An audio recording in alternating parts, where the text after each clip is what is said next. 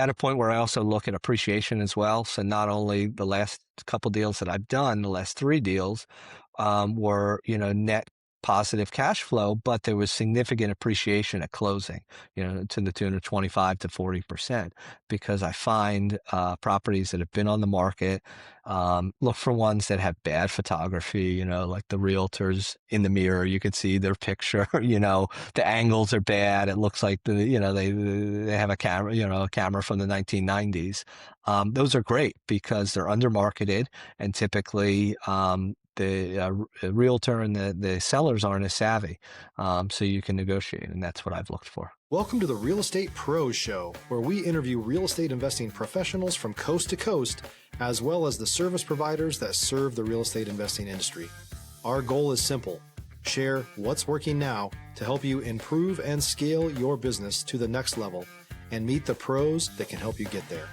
Real Estate Pros is powered by Investor Fuel, America's leader in helping real estate investors and professionals build the business you need to live the life you've always dreamed of. Let's start today's show. Property insurance for real estate investors doesn't have to be difficult, but it does need to be there to protect you when you need it. MyInvestorInsurance.com not only provides insurance at 15 to 30% cheaper than traditional agencies, it's built specifically for real estate investors like you. You can set up an account in about 2 minutes, get quotes on properties, turn on and turn off insurance for your fix and flip or rental properties in around 2 minutes without having to talk to anyone directly, all through our portal. There's no better way or faster way to make sure you've got the coverage you need to protect you, and no more lengthy policies either. Once you're set up, you're billed monthly and prorated by the day for however long your policy is active. It's powered by MSI, the third largest independent MGA, with 1.5 million customers and more than $1 billion in cumulative premiums written. Get set up today in about 2 minutes at myinvestorinsurance.com/fuel. Hey, everybody. Welcome to the Real Estate Pros podcast. I'm your host, Michelle Kessel, and today I'm joined by someone I'm looking forward to chatting with, Ted Garber, who is a real estate investor in the Central Florida area. So excited to have you here today, Ted. Thank you. Thanks for hosting me. Of course. So let's dive in. First off, for those not familiar with you and your work yet, can you share what your main focus is? Yeah, so I got into real estate investing about 6 years ago, right before COVID. I'm an entrepreneur. My whole life, basically, I started my early career working for people, but I went off on my own about 20 years ago. Although it was fulfilling financially, personally, and everything, I've always been interested in real estate. I bought my first home for myself at the age of 21, and it's something I've always been passionate about. So I got into real estate basically by commercial house hacking, as people know.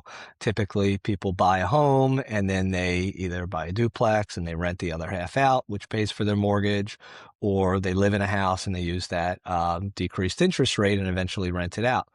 So I did the same thing for my commercial, for my main business. So I found a commercial property that had many offices in it.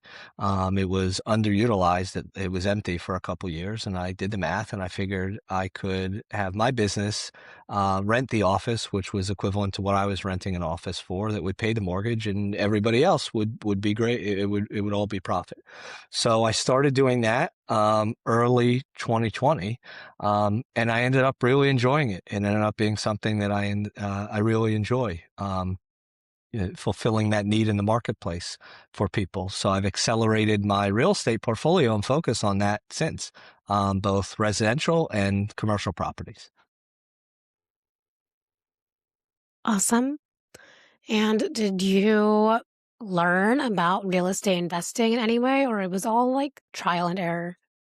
So trial and error, but I also use YouTube a lot to listen and learn from people that have done it before.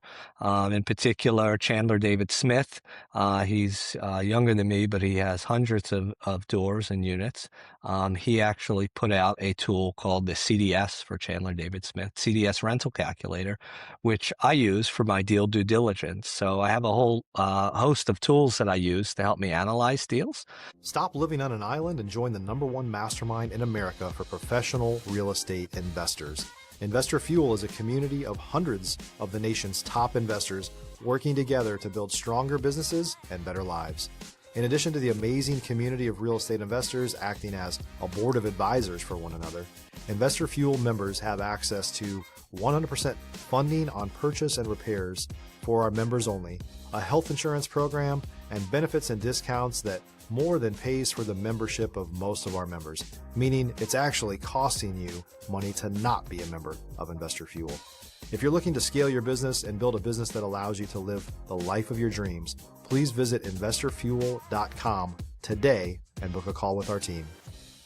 But that one in particular has really helped. So he did a great job at commoditizing real estate investing, and then tons of others on YouTube and blogs and everything. Sort of focused on time to ROI, cash on cash return. So my portfolio is focused on that. How soon can that initial investment return the money back to you? So I sort of look at it, Michelle, like I'm buying a business. So this business sheds net revenue each year, and I'm buying into it. And how long will it take for me to pay myself back based off of that initial investment? Excluding all of the other intangibles that do help. Depreciation helps with taxes. Like I said, I'm a business owner, so that helps. Appreciation, you can factor that in as well. And then diversification. I was looking to diversify. So being an entrepreneur, I don't have a pension. I have a 401k, but I don't work for the government. I work for a big company where I have a pension. So sort of creating my own, which, purposefully would meet my needs, in the future. So I kind of look at everything that way, and I learned a lot through YouTube, primarily. Yeah, amazing. And what are some of the main keys that you feel made the biggest difference in allowing your business to be able to grow and run successfully?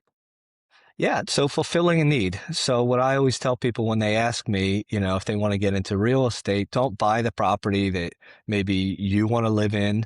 I focus on middle market properties, nice, safe, clean, modern places for people to live and work.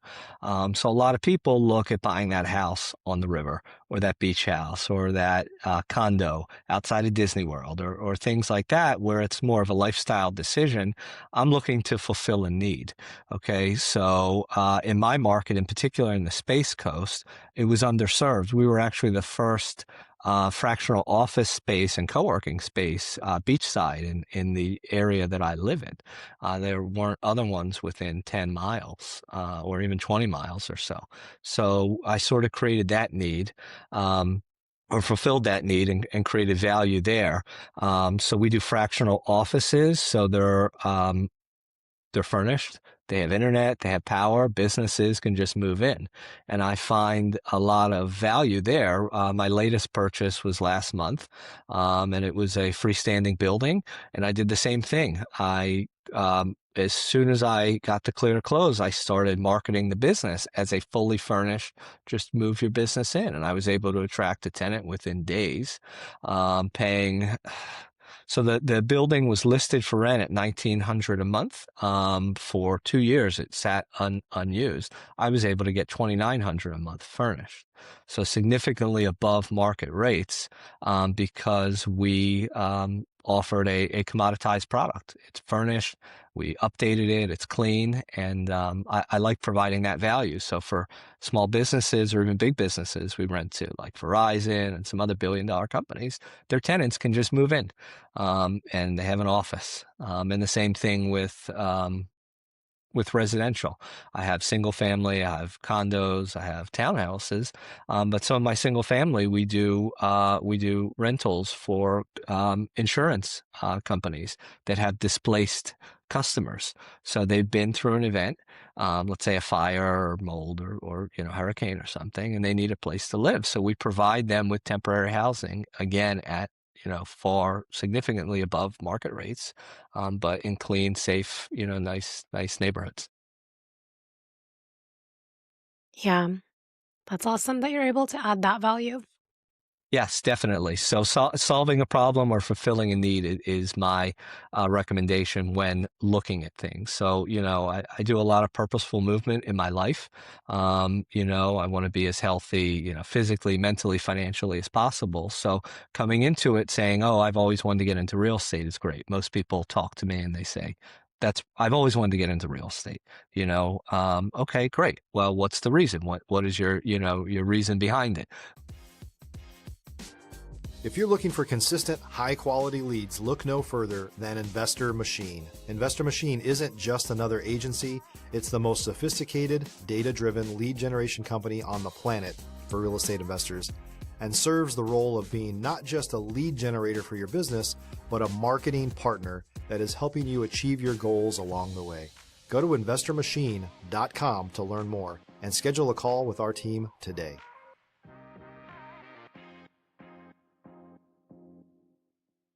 Well, I'd like to make more money. Okay, that's great. Why would you like to make more money? And a lot of it has to do with they're unhappy with their either financial position or, they're stuck in a job that they dislike.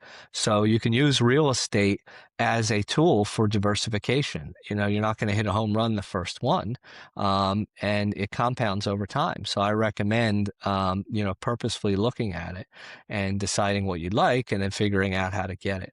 And I use different tools in order to do that. With my real estate, I'm able to manage it remotely. I travel a lot, so I'm all over the world, and I'm able to utilize my electronic tools and vendors in the market that I serve to kind of manage everything for me. I do the customer communication, but again, you have tools that do that. So I wanted to educate your listeners and viewers based off of my experience because I learned through it. But some of the tools that I use for pre-deal due diligence would be that CDS rental calculator. It's on Android and Apple on the App Store, CDS rental calculator. And there you can calculate the deal and try to figure out what ROI you're getting. And they do a great job with that. I have rent collection tools that I utilize. So for my residential clients, I use Avail. It's now owned by Realtor, but it's great because you can go ahead and market your property there, and it feeds into Zillow and Realtor and HotPads and things like that. And then you can go ahead and screen tenants through there, just like you can do with other tools like Zillow, where you see their background and their credit score and everything, and try to make the best decisions possible utilizing that data. And then you can actually manage them and collect payments through Avail as well. Awesome. So I like that. For my commercial tenants, I use Wave Accounting. I use it for my main business as well. It's electronic. You set up recurring invoicing. So it's kind of like Ronco, set it and forget it. I don't know if you might be too young to remember that. It was an old commercial, but basically you set these things up and you can spend a lot less time because they manage themselves, and you get electronic notifications that you've been paid or that the tenant hasn't paid yet and how long they haven't paid in, and you can manage it that way. And both of those tools are great for that. Avail has a dashboard that the tenants can actually communicate through as well, kind of like a help desk. So you can manage all the communications and everything through there if you'd like. I don't as much, but as I scale, it's more beneficial to have tools like that. Yeah, absolutely. That's awesome that you have those tools that support you. Yes. And Yeah. what would you say have been some of the biggest obstacles or hurdles that you've overcome as an investor? Sure. So the market that I'm in, like I mentioned, it was underserved. People finally figured out it's a great place to live. I live by the beach. I say it's kind of like Maui meets Mayberry. A lot of surfers. Everybody knows each other. It's very safe, but it caught on over COVID. So very difficult to get an ROI now because it is a very hot market. And I invest in Central Florida as well. So obviously Disney World and all that. And the state that I'm in has a lot of natural resources. Obviously, the weather's great. I'm sitting here looking at the beach out my, window and palm trees and everything. And, so it's always going to attract people. So that increases the, property prices, and it's harder as an investor to get a return that way. So I'm always creatively looking at ways to do that, and running deal due diligence and things like that. Interest rates as well is an obstacle. So when I got into real estate 6 years ago, I knew immediately it was something that I liked. And I knew it was cheap money out there. The rates were very low. So I tried to do as many deals as I could. And I'm all self-funded. I don't do syndications or take any other money or investors or anything. So it's all organic. So also difficult to do that. A lot of people do syndications, and I have friends that do syndications and they have hundreds of units and they do very well. If you're a new or newer real estate investor looking to launch or grow your real estate investing business, please check out Investor Fuel Club. It's a coaching community, but unlike anything you've ever seen before. And you can actually partner with members of our mastermind from coast to coast on deals right in your market. There's no better opportunity to build a consistent business than to literally partner with pros to help you avoid costly mistakes, avoid the need for capital to do deals, and help you eliminate your fears as you're starting your business. Learn more about Investor Fuel Club at investorfuel.com/club. But for me, I'm an owner operator in my business, and that's sort of who I am. And I get a personal fulfillment out of it as well. Getting satisfaction out of people enjoying the places that they rent or lease from me. So I wanted to do more of that myself too. So the obstacles, are there geopolitically as well with, inflation and interest rates. I'm just navigating that, but it's also an opportunity. So I've used the, rates in the down market to sort of negotiate a little bit better over the last 2 years as well. Yeah, absolutely. And how do you find the deals and the leads for the investment properties that you're looking for? Yeah, so I source them mostly on the main website, Zillow, Realtor, LoopNet for commercial, Crexy. I found some deals on Craigslist and buyowner.com. I don't do that many deals. My portfolio is 17 properties total. So I'm not like a high volume. So I'm not out doing postcards or cold calling or anything. But those are areas when I do want to scale, would be areas that I could find unconventionally. People who have properties that they are interested in selling. I've gone to property auctions and the county property auctions and appraiser and everything, and tried to get deals that way as well. But it's just not. I don't do flips, so for my long-term hold, portfolio, I don't think that's the best for me, but those could be values as well. Awesome. And so, what are you most focused on solving or scaling to next? Yeah, it's adding to my portfolio. I have an end goal with what I'd like from a top line, revenue standpoint. So meeting those goals, I have buy boxes for residential and commercial. Like I mentioned, I like to be in the middle of the market. I don't like to do the low end. I don't like to do the high end. So I'm looking at properties where everyday families or businesses can rent from. So just always looking to see if I can find something within that buy box. A quick, tool is the 1% rule. So if you look at a property that's $250,000, if you can command 1% of that per month in rent, $2,500, the deal looks pretty solid. And then you can, go and see if you can, get the math in your favor that way. So I always look at it that way. At a point where I also look at appreciation as well. So not only the last couple deals that I've done, the last 3 deals were, net positive cash flow, but there was significant appreciation at closing, to the tune of 25 to 40%, because I find properties that have been on the market, look for ones that have bad photography, like the realtors in the mirror, you could see their picture, the angles are bad. It looks like they have a camera, a camera from the 1990s. Those are great because they're under marketed, and typically, the realtor and the sellers aren't as savvy, so you can negotiate, and that's what I've looked for. Awesome. Yeah. And so, what advice would you give to someone that's earlier on in their investing journey? Yeah, it's be purposeful. Okay, so decide what you want first. Is it diversification, extra income? Is it, you want to get into real estate full time? You have an end goal, whatever that is, and think about your buy box beforehand. So kind of plan it out, and then find properties that fit within your buy box. Treat every property like it's its own business. Um, and again, my model is based off of immediate cash flow and a clear ROI. So I don't know why you would look at it any different, but a lot of people do. I shoot for 10 to 15% plus. Throughout my portfolio, I average over 20%, even weighted down by the last, couple years of deals with higher interest rates. Some of them are 40% plus. So try to find a need in the marketplace. I also like to find properties that have maybe more cosmetic remodeling needs.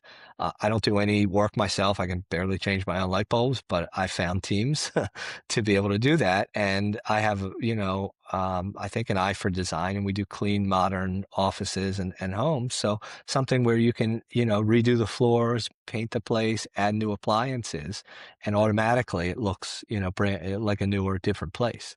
I find that a lot. You find a lot of things like older lighting or offices that just carpet haven't been updated.